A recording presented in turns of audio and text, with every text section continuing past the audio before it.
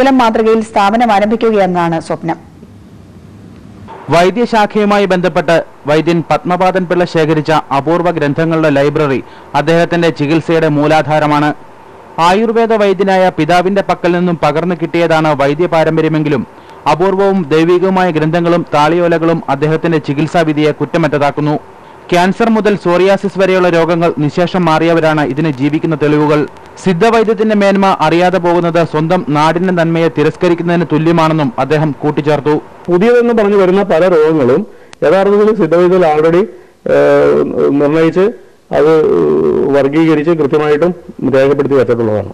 അത് കണ്ടെത്തണം, അല്ലെങ്കിൽ അത് കോറിലേറ്റ് ചെയ്യണം എന്നുള്ളത് മാത്രമേ ഉള്ളൂ.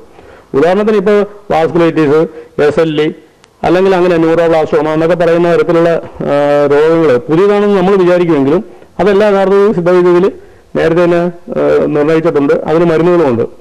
സിദ്ധവൈദ്യത്തെ കാത്തുസൂക്ഷിക്കാനും ജനകീയവൽക്കരിക്കാനും സർക്കാർ തലത്തിൽ നടക്കുന്ന പ്രവർത്തനങ്ങൾ അടിസ്ഥാനമില്ലാത്തവയാണെന്ന് പത്മപാദൻ പിള്ള പറഞ്ഞു.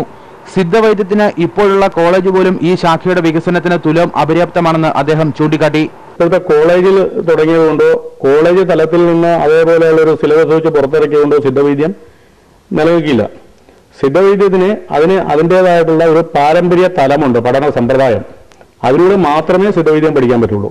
വന്ധ്യതാ ചികിത്സയിൽ മികച്ച ഫലസിദ്ധിയാണ് പത്മപാദൻ പിള്ളയുടെ രോഗികൾക്ക് ലഭിക്കുന്നത്. സ്വന്തമായി ഉണ്ടാക്കുന്ന മരുന്നുകളാണ് രോഗികൾക്ക് നൽകുന്നത്.